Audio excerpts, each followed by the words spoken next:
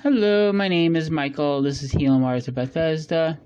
So, Lord, what part of what I'm called to, He's mentioned about me being a peacemaker. And I'm like, okay, but then why do you use me in the form of a judgment at times?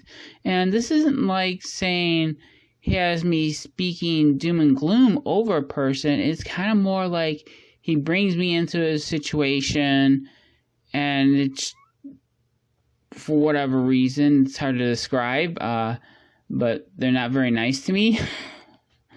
And so I've kind of seen that happen at times, and it kind of brings about God's judgment upon them in some form or way. So as I was asking the Lord, He kind of gave me this verse in 2 Kings chapter 9:22. And it came to pass when Jeroboam saw Jehu that he said, "Is there peace, Jehu?" And he answered, "What peace, as long as whoredoms of thy mother Jezebel and her witchcraft are so many?" And God really was starting to unpack a lot of this to me, that there is no peace. Just kind of verification here, just kind of throwing this verse out to you. Also, Isaiah 57:20 through 21. "But the wicked are like the troubled sea when it cannot rest, whose waters cast up mire and dirt. There is no peace, saith the Lord, to the wicked." And you put it right there. The wicked are like a troubled sea.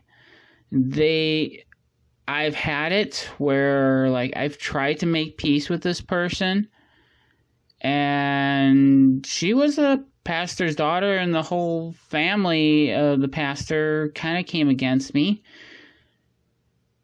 And I do know the Lord had a form of judgment that went out against the family. And I don't know exactly in what form, but I do know that that was something that was going on. I don't want to get into the details of that. But sadly, that does happen when it's actually the pastor that's the wicked one. Or it's a family member of the pastor's family, and it kind of happens that way sometimes. And this is in his own household.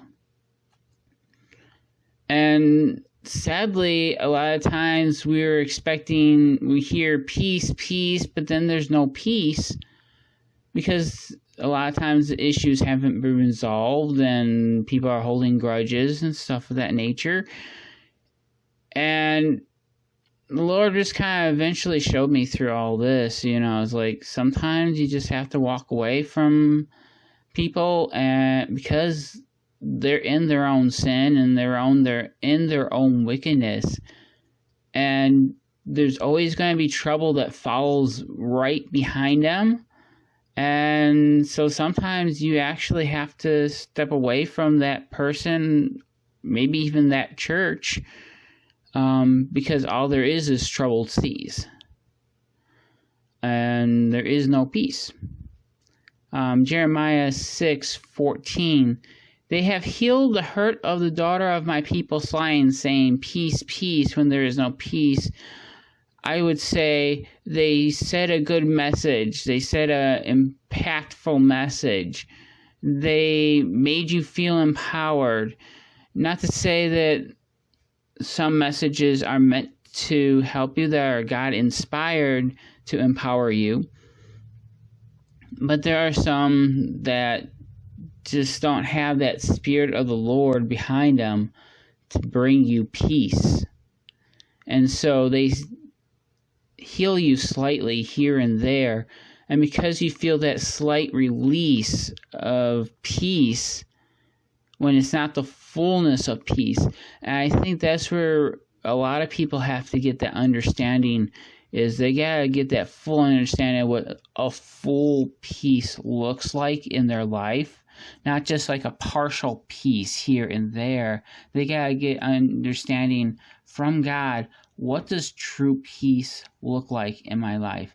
And that's not to say that you're not going to have Christians being persecuted by the world and all that stuff. And I was just reminded of, I know this is going to sound funny, but I remember the Lord when I was fasting. It's like, He said He's going to bring me peace. And that wasn't the answer I was looking for. I was looking for Him to fix the relationship or whatever. And it turned out that His way of bringing peace to me was through separation from that person. And yeah, it's kind of one of those things. I remember the one verse that says, it's better to have a little morsel and peace than a banquet full of strife.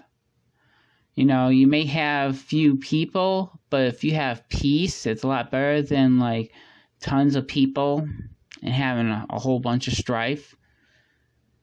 So, God bless you. Bye for now.